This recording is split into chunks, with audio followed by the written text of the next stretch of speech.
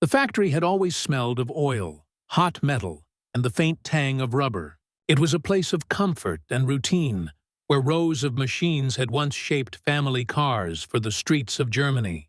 Workers moved with practiced precision, tightening bolts and polishing panels, each day a predictable rhythm of labor. But the war had crept closer, and suddenly the hum of civilian life had no place here. Orders had come from Berlin, sharp and urgent. The factory's assembly lines would no longer make cars. By tomorrow, they would produce tanks. The announcement was delivered late at night. Herr Falkenrath, the factory manager, gathered the staff in the dimly lit cafeteria. Faces were tense, hands still streaked with grease from the day's work. "From midnight onward," he said, voice steady but grim, "we build Panzerkampfwagen 4s. Everything you know about cars? Forget it. This is war now. Every bolt you tighten, every piece you weld, could change the course of battle." The silence that followed was heavy, almost suffocating. Some workers exchanged worried glances, others bowed their heads, already bracing for the night to come. When the morning shift began, the transformation was astonishing. Conveyor belts meant for chassis and wheels had been dismantled and reinforced to hold armored hulls. Machines designed for precision trim were reconfigured for heavy steel, their hum deeper, heavier. Engineers scurried with blueprints that resembled cryptic puzzles, recalculating engine power, suspension stress, and armor thickness on the fly. Mistakes were costly. One misaligned track or a poorly mounted turret could mean death on the battlefield. Among the workers was Lena Weber, barely 20, yet already skilled from years on the car line under her father's guidance. She had never handled armor plating heavier than a car fender, and now she stood over a turret mount, heart pounding, hands trembling as she fitted the pieces together. She remembered her father's voice from long ago, guiding her fingers over metal with gentle authority.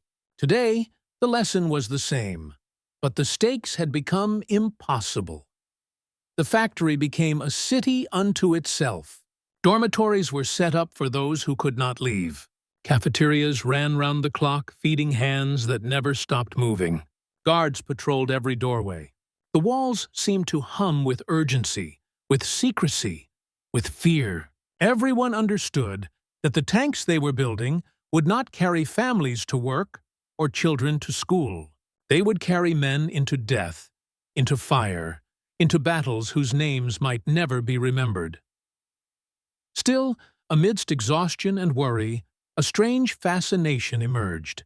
Tanks were enormous, complex, alive in a way cars never were.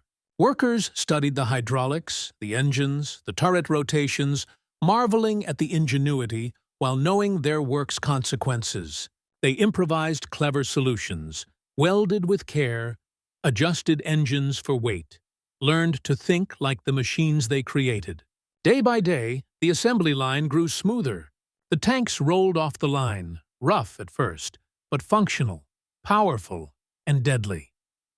By the end of the first month, the factory had doubled its output. Each tank was a monument to the workers' skill and endurance. Each one also carried an invisible weight, the knowledge that it would soon roar across fields far away, bringing both survival and destruction. Lena watched one leave, glancing at the crew who would operate it, wondering if they would live. She felt a quiet pride mingled with sorrow. They had done what seemed impossible, transforming a place of comfort into a crucible of war, overnight. Evenings were the hardest. Exhausted hands ached, and minds replayed the day's work, imagining the consequences. In hushed whispers, workers shared fears and hopes, some praying, some silently watching the tanks rumble onto rail cars bound for the front. And yet, there was also camaraderie, a shared understanding that each person, each weld, each adjustment, mattered. They were no longer merely employees. They were participants in something vast, terrifying, and consequential. As the first armored units deployed, news filtered back of the tank's effectiveness. Allied troops were forced to adapt, and soldiers owed their survival, in part, to machines born in this converted factory. Herr Falkenrath, Lena, and their colleagues never saw the battlefields themselves. Yet the hum of engines, the rumble of armored vehicles, and the distant roar of gunfire were echoes of their labor. The machines they had made had shifted the balance of war, carrying with them the imprint of human skill, fear, and determination. And though the war raged on, the factory's transformation became a testament to adaptation under pressure, to ingenuity and endurance. A place once devoted to comfort had become a crucible of survival. The men and women who labored there understood, in their quiet exhaustion, that history could hinge not only on generals and soldiers, but on the hands and minds of those who shaped machines in a single, impossible night. The first tank to leave the line bore the weight of dreams and dread, innovation and fear, pride and sorrow. Lena watched it disappear into the distance, the sound of its tracks heavy and hollow, as if the earth itself was holding its breath. She realized then that the factory had changed. Not just the machines, but the people, their sense of purpose, and the world they lived in. In the span of a night, lives had been transformed, and a small corner of the world had shifted toward the unimaginable. And somewhere far from the factory floor, on a battlefield still shrouded in smoke and shadow, the first tank rolled forward, carrying within it the silent testimony of those who had built it. The hands that had learned to weld armor instead of car panels, the minds that calculated torque instead of horsepower, the hearts that knew the price of war, and the quiet courage it demanded. Weeks passed, and the factory settled into its new rhythm, though nothing about it felt ordinary. Every morning, a low hum of anticipation ran through the corridors. The hum of engines, of presses, of metal moving under skilled hands. Workers learned to anticipate problems before they happened. They memorized blueprints, studied torque specifications, and coordinated like soldiers themselves, though they remained behind the walls, unseen by the world outside. Lena had grown sharper, faster, more confident. The turret mounts she had once struggled to fit now clicked into place with ease. She understood the engine schematics better than some engineers, and she began suggesting small improvements, adjusting gear ratios here, reinforcing a track there. Little changes that made each tank slightly more durable, slightly more capable. Her suggestions were approved cautiously at first, then embraced, and finally they became standard procedure. Yet the pressure never eased. Night shifts were longer, injuries more frequent. One morning, a young man named Otto, barely 18, misaligned a suspension mount. The steel bent, snapping loudly under the press. He froze, pale and shaking, convinced he had doomed a machine that would soon face battle. Supervisors rushed over, assessing the damage. Otto expected reprimand, punishment. But instead, the chief engineer shook his head, placing a hand on Otto's shoulder. "Learn from it," he said quietly. "Every mistake is a lesson here. Fix it. Then we move forward." It was a lesson that repeated every day. The workers began to see their role differently. They were not just assembling tanks. They were safeguarding lives, indirectly shaping the outcome of battles hundreds of miles away. Each completed vehicle became a vessel of hope and fear alike, a tangible expression of the war effort, and every worker bore that weight silently. One afternoon, a shipment of tanks was prepared for transport to the front. Lena watched as rail cars were loaded, each machine balanced carefully to prevent damage during transit.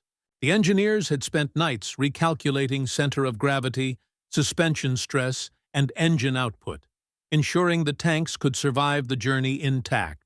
The soldiers who would eventually climb inside had no idea of the countless hours and meticulous calculations that had gone into their delivery. As the first rail cars moved out, a wave of unease passed through the factory. The workers knew their creations would soon face battle. The hum of machinery was no longer comforting. It was tense, anticipatory. Lena found herself staring at the line, imagining the soldiers gripping the steering mechanisms, facing enemy fire, relying on the tanks to protect them. The human cost of their work was suddenly, painfully clear. That evening, as the sun dipped behind the smokestacks, Lena and a few colleagues gathered in the corner of the factory. Speaking in hushed tones, "Do you think they'll make it?" one asked. Lena shook her head. "We did our part. That's all we can do." But even as she said it, she felt a deep responsibility.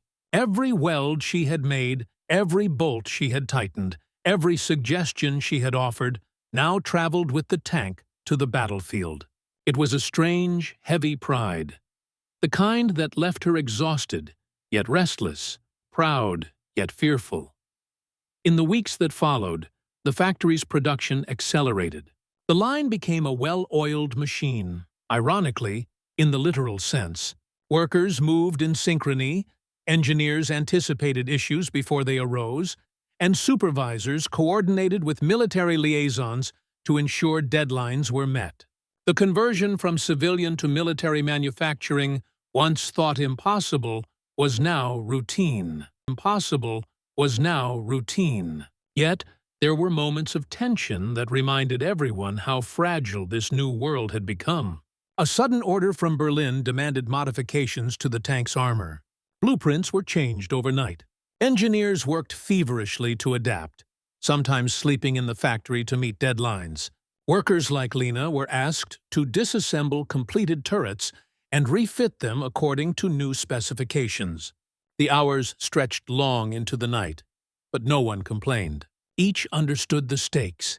Each felt the silent weight of history pressing down upon them.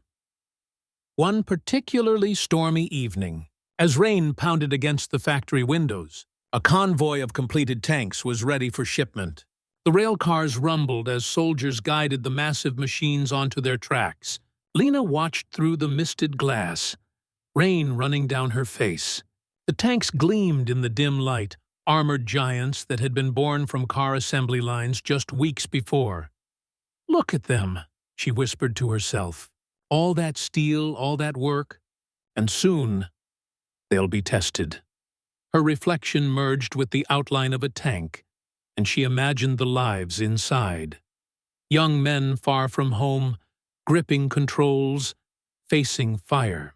The factory had given them a chance, had shaped the tools of their survival. Lena felt a shiver, part fear, part awe. The first shipment departed, the rhythmic clatter of rails carrying not just steel, but hope, fear, and the silent prayers of hundreds of unseen workers.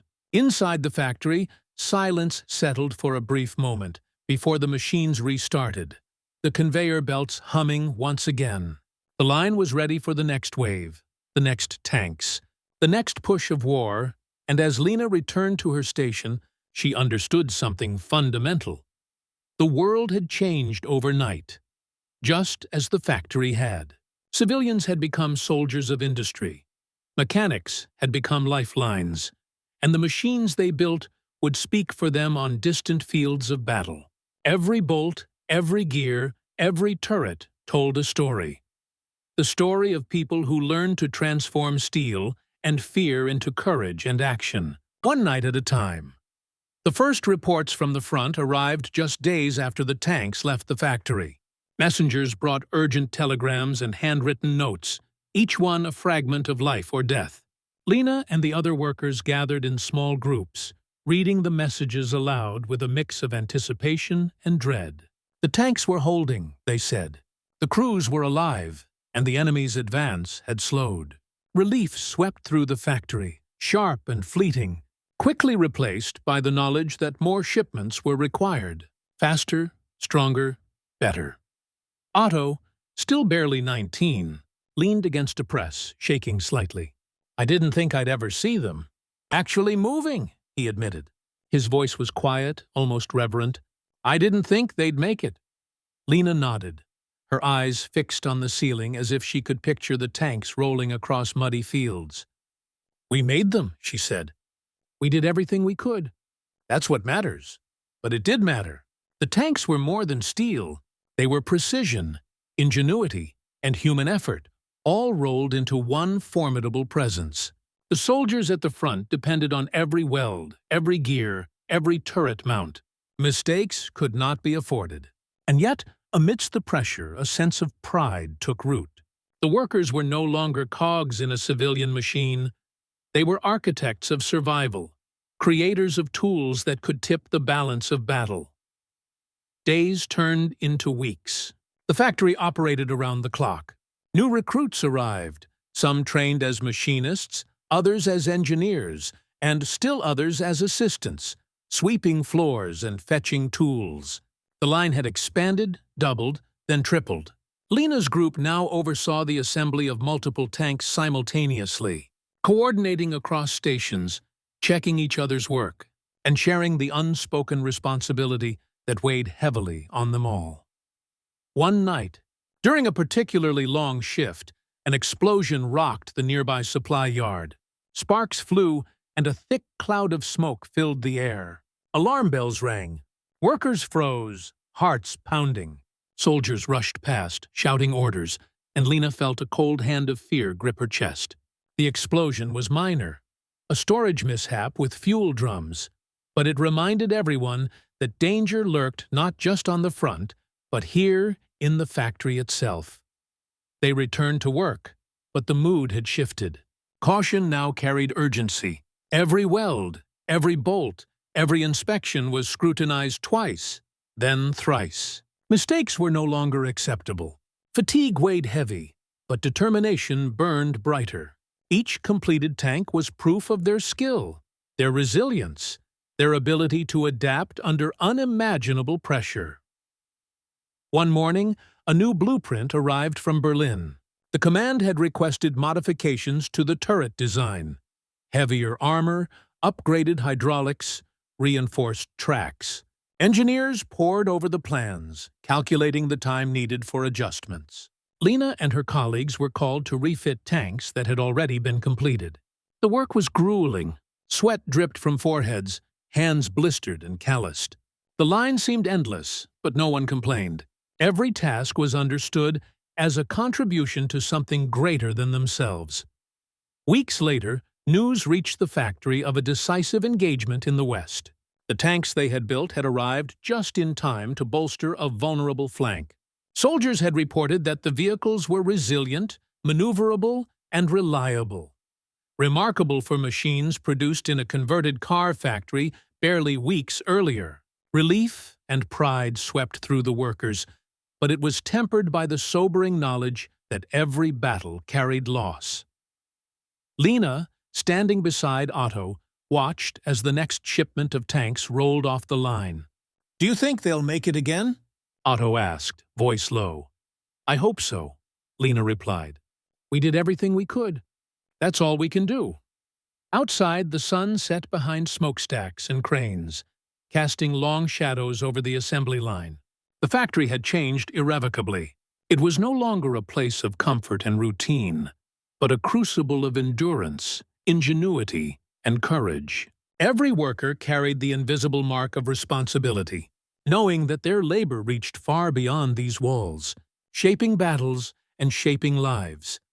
And as Lena tightened the final bolt on another turret, she realized something profound. The factory had not just built tanks. It had built resilience, teamwork, and determination. It had shown that ordinary people, thrust into extraordinary circumstances, could accomplish the impossible. The machines might carry soldiers into battle, but it was the hands that had built them, steady and precise under pressure, that truly carried the weight of the war. By midwinter, the factory had become a world unto itself. Steam hissed from engines, and the metallic scent of heated steel lingered in every corner. Exhausted hands moved with mechanical precision, but even the most seasoned workers could feel the strain. Fatigue had begun to settle into bones and minds alike, yet no one slowed. Every completed tank meant more lives protected, more soldiers who might survive another day. Rumors of sabotage had begun to circulate. A few weeks earlier, a shipment of parts had been found defective, bolts misthreaded, metal plates subtly warped. Investigators traced the problem to a single worker, caught attempting to smuggle components out of the factory. The fear was palpable. In a place already stretched to its limits, any act of sabotage could be catastrophic. Supervisors implemented stricter security, and workers were reminded that their labor was under constant watch. Lena felt the tension sharply. Every time a tank rolled off the line, she imagined it under enemy fire, and the thought that a single defect could mean death for the crew haunted her. She began double-checking her own work, then that of her colleagues, even though the supervisors assured her that inspections were thorough. The responsibility pressed on her like the weight of the armor itself. One day, Otto spotted a small misalignment in a newly installed turret. It was subtle, almost invisible, but he recognized the potential danger immediately. "Call the engineer," he whispered. Lena nodded, signaling to one of the supervising engineers who came rushing over. The turret was recalibrated in minutes, preventing what could have been a catastrophic failure in the field. The incident, though minor, spread quickly through the factory. It reminded everyone of the stakes. Each worker understood, more acutely than ever, that mistakes could no longer be tolerated. The war outside the walls had reached a fever pitch, and the tanks they produced were not theoretical constructs. They were lifelines in bloody campaigns. Despite the danger, moments of humanity persisted. Workers shared stories, laughter, and small comforts. A piece of bread, a warm drink, a whispered joke in the shadows of the assembly line. Lena often found herself at the edge of the line, staring at the tanks waiting to leave, imagining the young soldiers who would climb inside them. She whispered silent prayers, not for victory or glory, but for the simple hope that they would come home alive. Winter deepened. Snow drifted outside the windows, piling against the factory walls. Inside, the heat of the furnaces and the rhythm of production created an almost surreal contrast. Warmth and motion against cold and silence. Railcars continued to arrive, loaded with completed tanks ready for transport. Soldiers came briefly to inspect the machines, nodding approval at the craftsmanship, sometimes pausing to offer thanks to the workers who remained largely invisible to the world outside. Then came news of the battle that would cement the factory's place in history. The tanks they had produced were deployed en masse to reinforce a faltering front. Initial reports were cautious, but word quickly spread that the machines performed beyond expectations. Tracks held under fire, engines roared through mud and rubble, and turrets rotated with precision, delivering devastating accuracy. The soldiers credited the tanks for stabilizing the line, buying time for reinforcements, and preventing a complete collapse. Inside the factory, the news was met with quiet celebration. Lena allowed herself a small smile, the kind that had been rare in these months of relentless labor. She looked at Otto and the other workers, their faces lined with fatigue, determination, and the faint pride that comes from surviving impossible odds. They had done more than adapt a car factory for war. They had directly shaped the battlefield, protected lives, and proven that ingenuity and human effort could overcome almost any obstacle. Yet, even in celebration, there was no relief from the knowledge that war was far from over. New orders arrived, demanding increased production, faster delivery, and upgraded designs. The assembly line never paused for long, and the workers understood that their labor would continue to ripple across battles yet to come. The tanks were more than machines. They were symbols of endurance, of adaptation, and of the invisible hands that kept an army alive. Lena often stayed late, walking among the hulking tanks waiting for shipment. She touched the cold steel, imagining the soldiers inside, imagining the distant fields where these machines would fight. She felt a mix of pride and sorrow.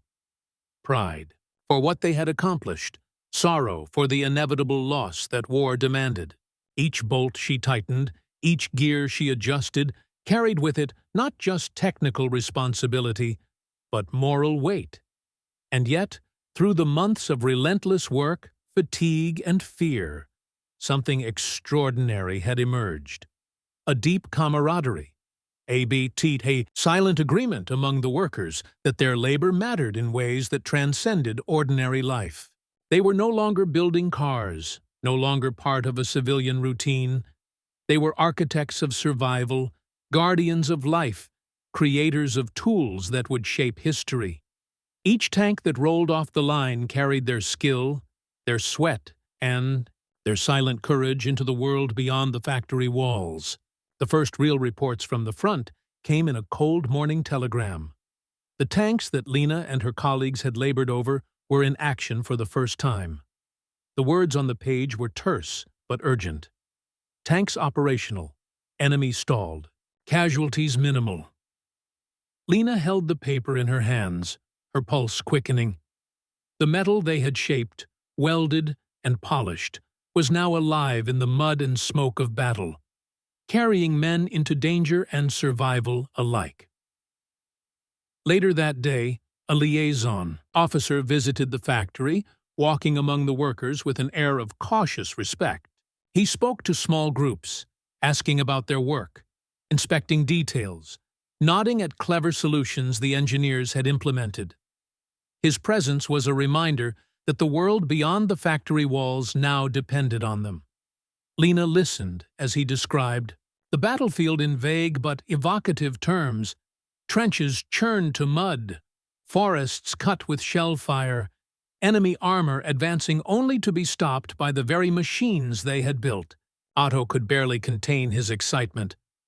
"We did it," he whispered, glancing at Lena. "We actually did it. They're holding the line." But Lena felt a pang of anxiety. She could picture the soldiers inside the tanks, young men pressed against controls, bracing for artillery, feeling every jolt and shudder.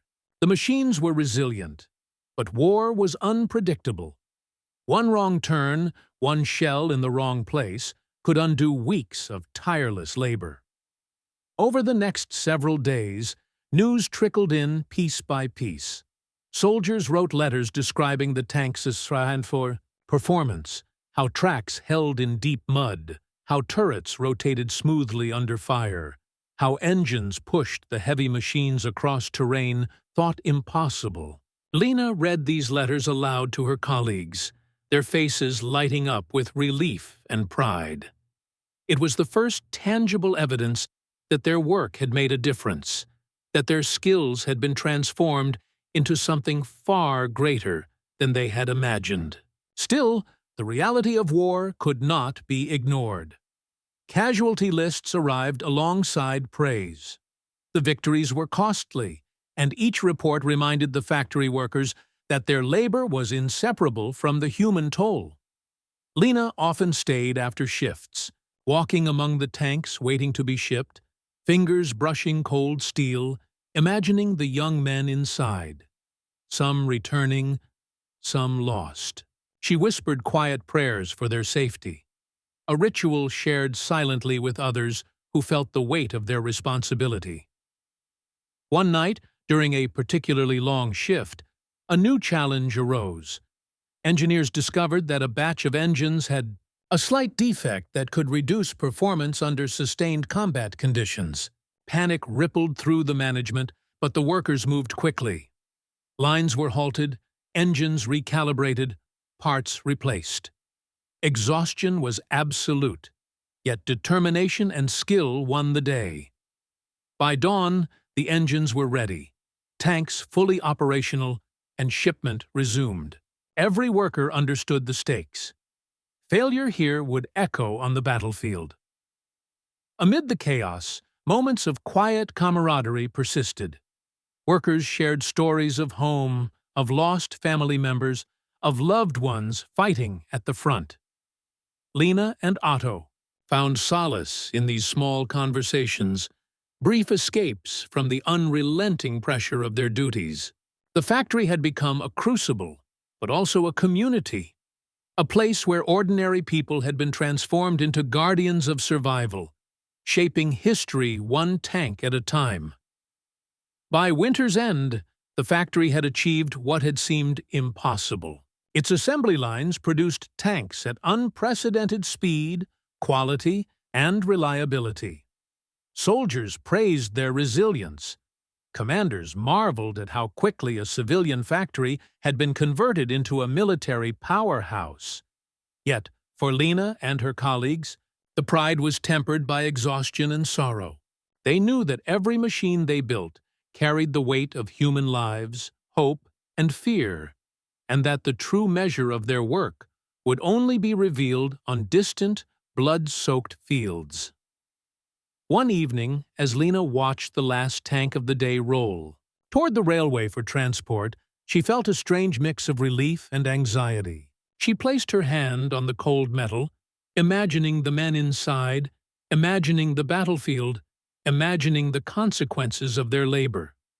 The factory had transformed them all, not just the machines, but the workers themselves, hardened by responsibility, bound by shared purpose, and quietly heroic in their dedication.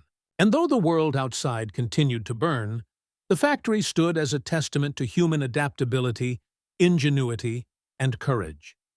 A place once devoted to cars had become the lifeline of soldiers, the silent engine behind victories, and the crucible in which ordinary people had become extraordinary, shaping steel into history. Weeks turned into months, and the relentless pace at the factory continued. Lena and her colleagues had grown into a rhythm that blurred days and nights. The hum of presses, the clatter of conveyor belts, the hiss of steam, and the metallic ring of tools had become the heartbeat of their lives. Each tank that rolled off the line carried with it the weight of skill, precision, and hope. Each tank also carried the unknown, the soldiers who would climb inside and face the fire of the battlefield. Then came the first detailed report from the front. A unit of tanks, built entirely in their converted factory, had engaged the enemy in a heavily contested valley. The accounts were vivid. Mud and snow clung to tracks, engines roared under the weight of armor, and turrets spun with lethal precision. Soldiers reported that the machines had held their ground under artillery bombardment, absorbing hits that would have destroyed inferior vehicles. For Lena and Otto, reading the reports was surreal. The steel they had shaped, welded, and polished was alive, participating in battle in ways they had only imagined. The factory erupted with a mix of relief and pride, but no celebration lasted long. New orders arrived demanding faster production, improved armor, and modified weapon systems. Engineers, mechanics, and assembly workers returned to the line immediately, understanding that their labor was directly shaping the war's outcome. The stakes were no longer abstract. They were immediate, tangible, and unforgiving. One evening, as Lena tightened a turret ring, she noticed a young engineer struggling with a complex hydraulic system. She moved to assist him, demonstrating the delicate calibration necessary to ensure smooth rotation under heavy load. He watched in awe, absorbing her expertise. For Lena, this was just another part of the job. But she realized that each small lesson, each shared trick, was part of a larger legacy. Every hand that learned, every mind that adapted, ensured that the machines they built would survive the chaos of combat. Outside the factory, winter had given way to early spring. Rail cars carrying tanks rumbled down frozen tracks, disappearing into the fog of war. Workers pressed their hands to the cold metal and imagined the soldiers inside. Young men far from home, gripping controls, facing uncertainty and danger. Letters began to arrive from the front, brief, censored, but filled with gratitude. Soldiers wrote of the tank's resilience, the reliability of the engines, the unexpected ingenuity of the mechanisms. Each letter was a testament to the factory's hidden heroes. Yet war is never without cost. Reports of lost tanks and fallen soldiers trickled in alongside victories. The workers felt the weight of each loss acutely, knowing that every machine carried human lives within its armor. Lena often stayed late, walking among the hulking vehicles waiting for transport, silently recalling the faces of the soldiers who had climbed inside. Pride and sorrow intertwined, a heavy but necessary burden. Then came a challenge unlike any before. A shipment of tanks required a last-minute modification to accommodate a new weapon system. Engineers recalculated, mechanics refitted engines, and workers adapted the assembly line on the fly. Hours stretched into days, blurring the line between fatigue and determination. By the time the modified tanks were ready, the entire factory had worked in unison, a single organism driven by necessity and urgency. When the tanks finally reached the front, their impact was immediate. Soldiers reported that the upgraded turrets provided more accurate fire. The engines navigated treacherous terrain with ease, and the armor withstood heavier artillery than expected. Commanders praised the vehicle's reliability, unaware of the human ingenuity, sweat, and sleepless nights that had brought them to life. Lena and her colleagues read the reports together, voices low, eyes wide with a mixture of pride and disbelief. They had not just built tanks, they had shaped the battlefield, influenced strategy, and saved lives. The factory, once a place of predictable routines, had become a crucible of innovation, courage, and endurance. And yet, even in the face of success, there was no relief. New orders always arrived, faster and more complex than before. The war continued, relentless and unforgiving, and the factory remained a pulse point of survival. Every weld, every bolt, every turret rotation mattered. The lives of soldiers depended on it. The fate of battles depended on it. Through it all, Lena understood something profound. The factory had transformed more than steel. It had transformed them all. Workers, engineers, and managers alike.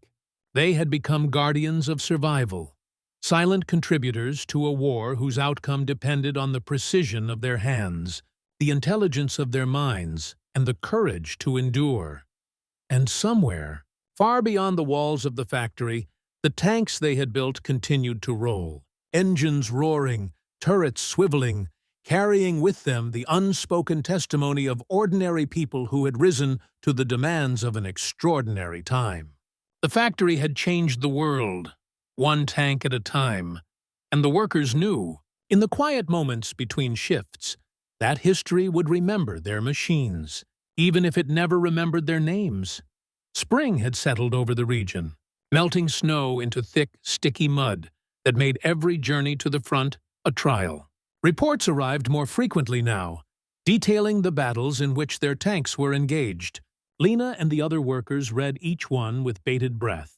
The tanks held lines that had been faltering, pushed back enemy advances that had seemed unstoppable, and shielded soldiers whose lives hung in balance. Each report was a testament to the months of tireless labor, ingenuity, and adaptation that had transformed a car factory into a fortress of steel. The first direct confirmation of a major victory came on a rainy morning. A frontline officer sent a telegram describing a desperate engagement. Enemy forces had attempted a sudden breakthrough, but the tanks had held firm. The steel they had welded, the engines they had tested, and the turrets they had calibrated had performed flawlessly. Soldiers credited their survival to the machines, and commanders marveled at how quickly a converted civilian factory had produced vehicles capable of holding the line in such dire circumstances. Inside the factory, the mood was tense but celebratory. Workers exchanged quiet smiles, sometimes tears. Lena, standing over a newly completed tank, traced her hands along the turret ring, imagining the soldiers inside. Pride mingled with anxiety. She knew that for every victory, there was still risk, and for every safe return, there was potential loss. Yet there was no denying the impact of their work. The machines were more than metal. They were shields, lifelines, and symbols of determination. Otto, younger and less experienced than Lena, moved among the workers, helping where he could. "We made a difference," he said quietly. "We actually did." His voice carried the wonder of someone who had seen his efforts transformed into action beyond the factory walls. Lena nodded, feeling the weight of his words and the truth behind them. They had done more than build tanks. They had saved lives. The weeks that followed were a blur of production and reports. New orders arrived demanding modifications: heavier armor, more powerful engines, improved artillery mounts. Each adjustment required ingenuity and speed. Engineers recalculated on the fly, mechanics adapted their tools, and workers like Lena and Otto learned to innovate under pressure. Mistakes were no longer mere inconveniences. They could mean death on the battlefield. Every bolt mattered. Every weld mattered. Every test mattered. One night, during a rare lull, Lena found herself standing alone among the hulking vehicles awaiting shipment. Rain streaked across the windows, and the factory lights reflected off steel surfaces, casting long shadows. She imagined the soldiers gripping controls, their hearts racing as they rolled into battle. She thought of her colleagues, of the months of relentless work, and of the invisible chain linking the factory floor to distant fields of fire. The realization was overwhelming. Their hands had shaped not just machines, but destiny. Then came news of a decisive engagement. A massive enemy assault threatened to overrun a critical supply route, and the tanks they had produced were called to action. Reports trickled in slowly at first, then more urgently. The vehicles held firm, their engines pushing through mud and debris, turrets rotating with deadly precision, crews surviving where lesser machines might have failed. Soldiers credited the tanks for stabilizing the line, buying time for reinforcements, and turning potential disaster into victory. Inside the factory, the news was met with stunned silence, followed by quiet, heartfelt celebration. Lena and her colleagues allowed themselves a moment to breathe, to acknowledge the magnitude of their achievement. They had transformed a car factory into an engine of war, and the world had changed because of it.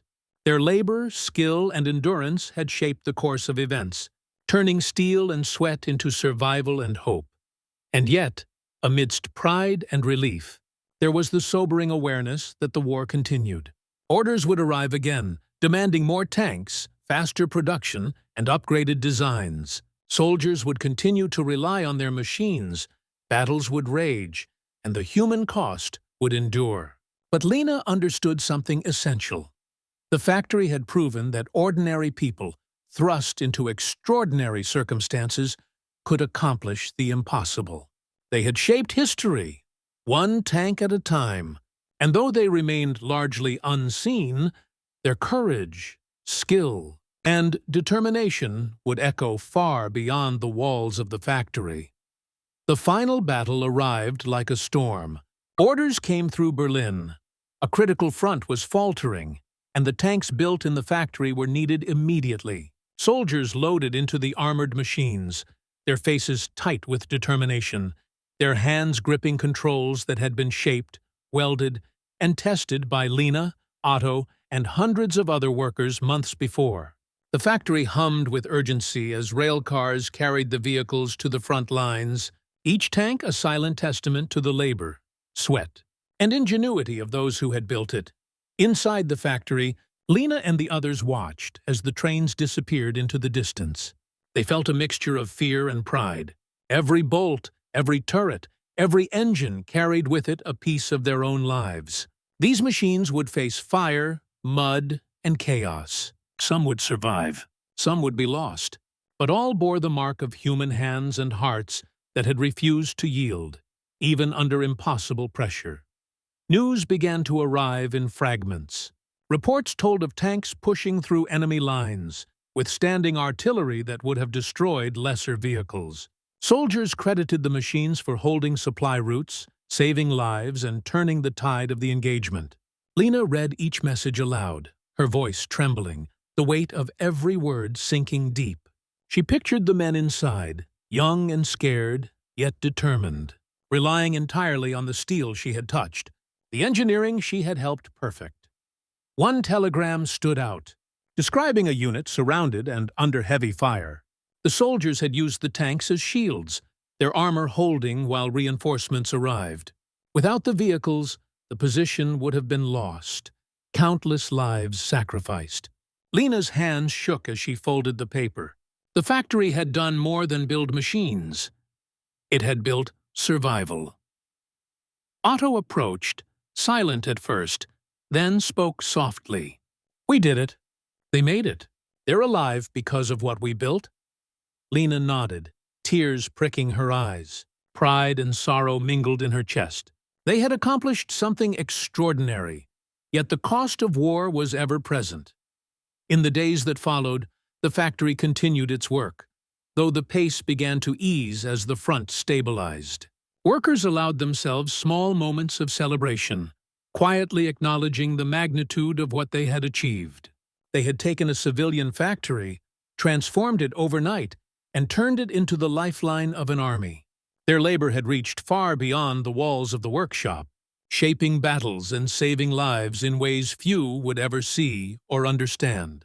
Lena walked among the tanks, now silent and awaiting shipment, her hands gliding along cold steel surfaces. She imagined the soldiers inside, alive and victorious, and felt a quiet, profound satisfaction. The factory had changed them all. Ordinary people had become extraordinary, guided not by glory or fame, but by determination, skill, and the courage to endure. And as she looked out over the assembly line, the setting sun glinting off armored hulls, Lena understood the truth of their work. They had done more than build tanks. They had built hope, resilience, and survival.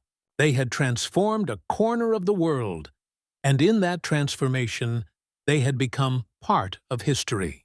The machines would carry soldiers across battlefields, but it was the hands and hearts of the factory workers that had truly carried the weight of war. The factory stood silent at night, still humming faintly with the echoes of labor. Outside, the war raged, but the steel born within its walls moved with purpose, shaped by human skill and determination. And though the world might never know their names, the story of those who transformed cars into tanks overnight, who turned ordinary labor into extraordinary impact, would forever be written in the echoes of battles fought, lives saved and history shaped. One tank at a time, one tank at a time.